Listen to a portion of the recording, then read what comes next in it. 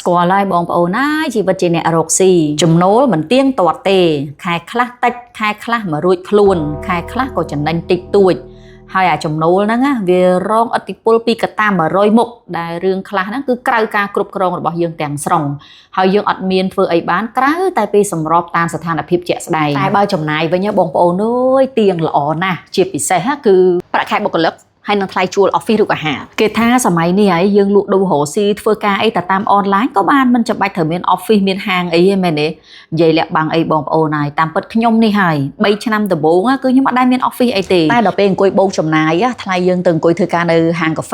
จูบบกกลึกในข้างแขยจูบหิ้วหรือกอเปคล้ายยูมาน้องจูบบกกลึกต่างอักเนี่ยแต่ยามใบไทยในข้างแขยจีพิเศษคือจูสตูดิโอถอดโบโจเนี่ยแต่คือมันตัดประมาณตีให้เอาไว้ได้สำคัญเชิงนั่งตื่นเต้นคือในขนมกลางนี่หรือการโหซีบ่ยังយើងត្រូវការស្មារតីការងារជាក្រុមតែបើម្នាក់ធ្វើការរៀងខ្លួនមួយទៅលិចមួយទៅកើតងាយបានជួបគ្នាអាហ្នឹងក៏វាពិបាកនៅក្នុងការកសាងប្រពៃណីវប្បធម៌ស្មារតីជាក្រុមហ្នឹងណាផ្ទុយទៅវិញនៅកន្លែងធ្វើការយើងជុំគ្នាងាកមកជូងាកញ៉ាំអីជុំគ្នាអាសាបានជជែកគ្នាចែកម្លែកអារម្មណ៍មួយគ្នាអីចឹងទៅវាធ្វើឲ្យក្រុមការងាររបស់យើងហ្នឹងមានលក្ខណៈធ្លុងតែមួយដែលវាបង្កើនប្រសិទ្ធភាពការងារនិងចំណូលរបស់យើងដែរសូមត្រឡប់មកនិយាយរឿងថ្លៃជួល office បន្តិចខ្ញុំបូកអាថ្លៃដែលយើងជួល office កន្លងមកហើយយើងបូក5ឆ្នាំទៅមុខ10ឆ្នាំទៅមុខ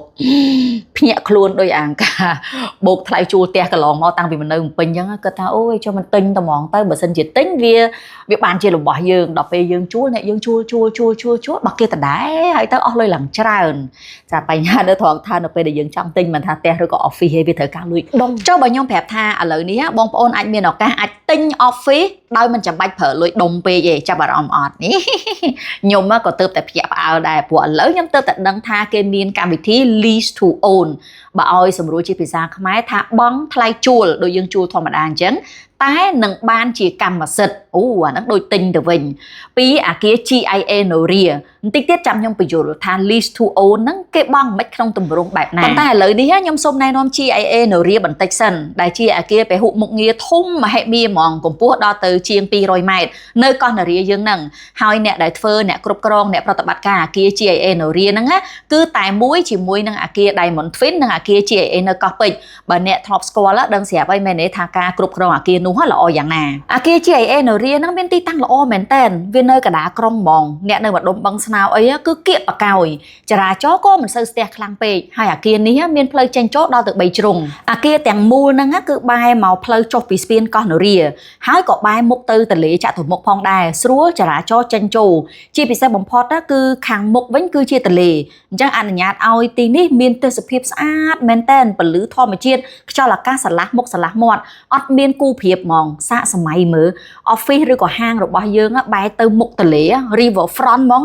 បែប premium world class អូយអូច្រឡំបាច់សម័យឯនៅនឹងមានស្រាប់តែម្ដងហើយនៅម្ដុំកោះនរានេះមិនបាច់ភ័យរឿងបុគ្គលិកអត់អីហូបទេព្រោះនៅកន្លែងនេះមានកន្លែងហូបចុកគ្រប់គ្រាន់ដែលមានស្រាប់ផងហើយលើពីហ្នឹងនៅក្នុងអាគារ GIA Noria ផ្ទាល់លើពីកន្លែងធ្វើការគេក៏នឹងមានកន្លែងស្នាក់នៅមានផ្សារមាន shop house ភោជនីយដ្ឋានកន្លែងហាត់ប្រាណ steam sauna អាងហែលទឹក sky lounge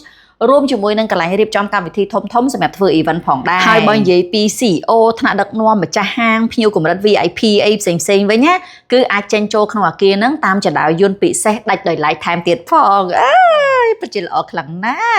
កាន់តែប្រសើរជាងគម្រោងមុនណានៅ GIA Noria នេះនឹងមានទីធ្លាប្រើប្រាស់កាន់តែធំជាងមុនទៅលើចំណុចសំខាន់មួយចំនួនទី1ឧទាហរណ៍ដូចចំណតឡានចំណតម៉ូតូមានកាន់តែច្រើនហើយលំហបៃតងនេះគឺកាន់តែអស្ចារ្យនេះដូចអ្នកទាំងអស់គ្នាឃើញកន្លែងបៃតងនៅនេះគឺជាកន្លែងធ្វើការរួមនៅ GIA កោះពេជ្រហើយដល់ពេលទៅដល់ GIA Noria ហ្នឹងគឺធំជាងហ្នឹងទៅទៀតហើយសួរថាត្រូវការសួនផ្កាធម្មជាតិពណ៌បៃតងហ្នឹងធ្វើអីធ្វើការនៅក្នុងបន្ទប់ម៉ាស៊ីនត្រជាក់អង្គុយនៅអាគារខ្ពស់សោះនេះចាត្រូវការអន្តើពីព្រោះដើមឈើកាន់តែច្រើនណាធ្វើឲ្យអាគារទាំងមូលនឹងកាន់តែត្រជាក់ហើយមួយទៀតគឺបុគ្គលិករបស់យើងមានកន្លែងទៅជជែកគ្នាលេងថតរូបគួយភាសាគ្នាសម្រួលអារម្មណ៍ផ្លាស់ប្ដូរបរិយាកាសហើយបើរកស៊ីថតដូចខ្ញុំចេះទៀតត្រូវម៉ាច់តែម្ដងចាអ្វីដែលធ្វើឲ្យខ្ញុំមានទំនុកចិត្តទៅលើ GIA Noria ទាំងគេធ្វើអត់ទាន់ហើយគឺដោយសារតែបទពិសោធន៍ភ្ញៀវខ្ញុំជាច្រើនដែលគាត់មាន office នៅ GIA កោះពេជ្រឃើញថាពួកគាត់ស្ងប់សុខល្អណាស់ហើយនៅបានយូរអ្វីដែលសំខាន់ណាស់ខ្ញុំដឹងមកថាអ្នកម្ចាស់គម្រោងហ្នឹងគាត់រៀងរើសអ្នកជួលដែរនិយាយទៅតើរកស៊ីស្របច្បាប់មិនញ៉ៃបានគេជួលឬគេលក់ឲ្យអូខេឥឡូវយើងឃើញថា GIA Noria ហ្នឹងល្អហើយ យើងចង់ទិញដើម្បីបើក office បើកហាងឬក៏បើកភោជនីយដ្ឋានបើសិនក្នុងករណីយើងមានលុយដុំអានឹងយើងទិញដាច់អានឹងគេលក់មិនថាមិនលក់ទេណាតែគ្រាន់តែបើសិនយើងអត់មានលុយដុំឬក៏អត់ចង់ប្រើលុយដុំគេក៏មានជម្រើស lease to own អូខេ lease to own ហ្នឹងមិនទី1គឺយើងបង់កញ្ចប់ណាមួយមិនចាំបាច់ទៅលុយទាំងដុំពេកក៏បានដែរបន្ទាប់មកគឺយើងបង់ប្រចាំខែដូចយើងបង់ថ្លៃជួលអញ្ចឹងប៉ុន្តែយើងបដូរអាថ្លៃជួលហ្នឹងទៅជាថ្លៃបង់ដើម្បីคลายទៅជាកម្មសិទ្ធិទៅលើទ្រព្យសកម្មរបស់យើងមួយជាក់លាក់ជា office ជាហាងឬក៏ជា restaurant ដែលយើងទិញពី GAA Noria ងាប់ស្ដាប់ទៅបងមលូធម្មតាហ្នឹងអត់ទេកុំអានមិនទាន់ចប់ទេព្រោះចំណុចទី2ចំណុចទី3គឺអស្ចារ្យមែនតើហ្មងវាលើសពីការបង់មលូធម្មតាពីព្រោះអី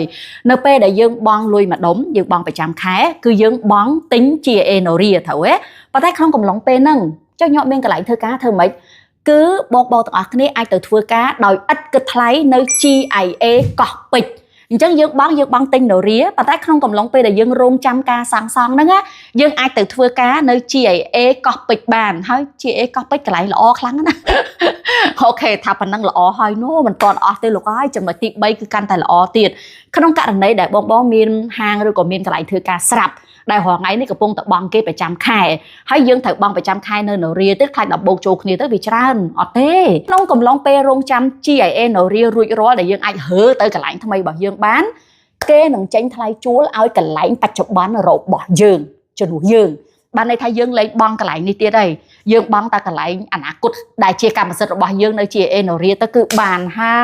យនិយាយទៅឥឡូវហ្នឹងនៅចរចាគ្នាបានច្រើនមែនតែម្ដងលក្ខខណ្ឌផ្សេងហ្នឹងក៏គេសម្រួលតាមករណីនីមួយដែរតើអាគារគេកំពុងសាងសង់អញ្ចឹងបងប្អូនបញ្ញាប់តាក់ទងសម្រាប់សួរព័ត៌មានបន្ថែមធម្មតាទេតែគេសង់រួចហ្នឹងតម្លៃក៏វាអាចមានការប្រែប្រួលលក្ខខណ្ឌនៃការបង់ក៏អាចមានការប្រែប្រួលហើយក៏វាអាចមិនសល់កន្លែងច្រើនដែលយើងរើសដែរហើយមិនយូរទេណាបងប្អូនតាមដែលខ្ញុំឮមកហ្នឹងជា Noria អាចចាប់ផ្ដើម move in បដាបានចាប់ពីពាក់កណ្ដាលឆ្នាំ2027នេះហើយការិយាល័យលក់ឬសាកសួរព័ត៌មានបន្ថែមរបស់ GAA Noria គឺស្ថិតនៅ GAA កោះពេជ្រជាន់ទី27សម្រាប់ការបើកលក់ជាផ្លូវការតែម្ដងគឺនៅថ្ងៃ21ខែមិនិនាឆ្នាំ2026ក៏ប៉ុន្តែអាចតាក់ទងតាមរយៈលេខទូរស័ព្ទនេះឥឡូវតែម្ដងដើម្បីទទួលបានតម្លៃនិងការផ្ដល់ជូនពិសេសណា